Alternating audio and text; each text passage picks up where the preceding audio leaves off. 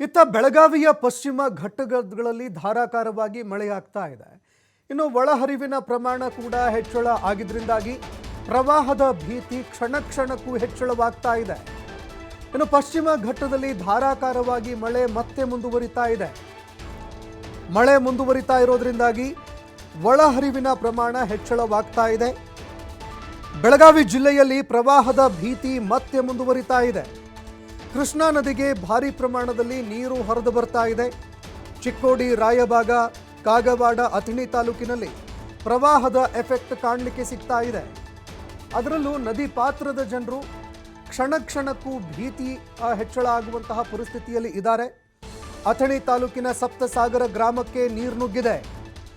ಮನೆಗಳನ್ನು ಖಾಲಿ ಮಾಡಿ ಜನ ಕಾಳಜಿ ಕೇಂದ್ರಕ್ಕೆ ರವಾನೆ ಮಾಡಲಾಗ್ತಾ ಇದೆ. ಮಹಾರಾಷ್ಟ್ರದ ಬಹುತೇಕ ಜಲಾಶಯಗಳು 90% ಭರ್ತಿಯಾಗಿದ್ದಾವೆ. ಹೀಗಾಗಿ ಮತ್ತೆ ಮಳೆಯಾಗಿದ್ದೇ ಆದರೆ ಸಂಕಷ್ಟ ಹೆಚ್ಚಳ ಆಗುವಂತಹ ಸಾಧ್ಯತೆ ಇದೆ. ಮಳೆಯ ಜೊತೆಗೆ ಜಲಾಶಯಗಳಿಂದ ಭಾರಿ ಪ್ರಮಾಣದಲ್ಲಿ ನೀರು ಬಿಡುಗಡೆ ಆಗ್ತಾ ಇದೆ.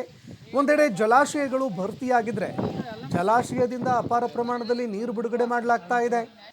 ಮತ್ತೊಂದೆಡೆಯಲ್ಲಿ ಮಳೆಯಾಗ್ತಾ ಇರೋದ್ರಿಂದಾಗಿ ಒಳಹರಿವಿನ ಪ್ರಮಾಣವೂ ಕೂಡ ಹೆಚ್ಚಳ ಆಗ್ತಾ ಇರೋದ್ರಿಂದಾಗಿ ಅನೇಕ ಗ್ರಾಮಗಳಲ್ಲಿ ಪ್ರವಾಹದಂತಹ ಪರಿಸ್ಥಿತಿ ಎದುರಾಗ್ತಾ ಇದೆ. ಈಗಾಗಲೇ ಅನೇಕ ಗ್ರಾಮಗಳಿಗೆ ನದಿ ನೀರು ನುಗ್ಗಿದೆ.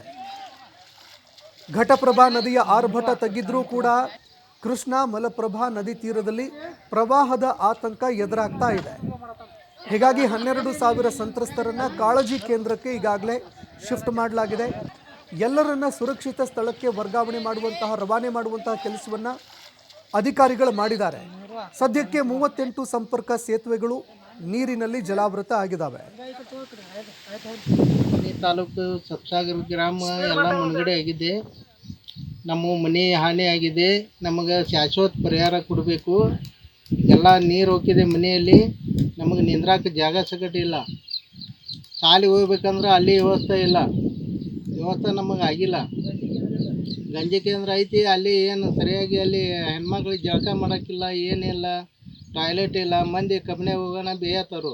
ಬೆಳೆ ಎಲ್ಲ ನಾಸಿಗ್ಯಾವ್ರಿ, ಎಲ್ಲ ಉದ್ದು ಹೋಗ್ಯಾವು, ಎಲ್ಲ ಕಬ್ಬು ಹೋಗ್ಯಾವು. ಇಟ್ಟಿಟ್ಟು ಗಡ್ಡೆ ಹೊಳೆ ಅಂತ ದಾಂಡಿಗಂತೂ ಎಲ್ಲ ಮುನ್ಗಡೆ ಆಗ್ಯಾವು. ಸಾವಿರಾರು ಎಕರೆ ಕಬ್ಬು ಎಲ್ಲ ಹಾನಿ ಆಗಿದೆ. ಮತ್ತು ನಿಂದ್ರಾಕ ಜಾಗ ಇಲ್ಲ. ಎಲ್ಲ ಹುಡುಗರು ಕೋಸ್ಗಳು ಎಲ್ಲ ಜಿಡ್ಡು ಬರತೈತಿ ಊರಾಗ. ಆಮೇಲೆ ನಮಗೆ ಶಾಶ್ವತ ಪರಿಹಾರ ಕೊಡ್ರಿ. ಡಾಕ್ಟ್ರುಗಳು ಇಲ್ಲ ಊರಾಗ. ಇದಕ್ಕೆ ನಮಗೆ ಶಾಶ್ವತ ಪರಿಹಾರ ಬೇಕಾಗೈತಿ. ನಮಗೆ ಎಲ್ರಿ ಶಿಫ್ಟಿಂಗ್ ಮಾಡಿಕೊಡ್ರಿ.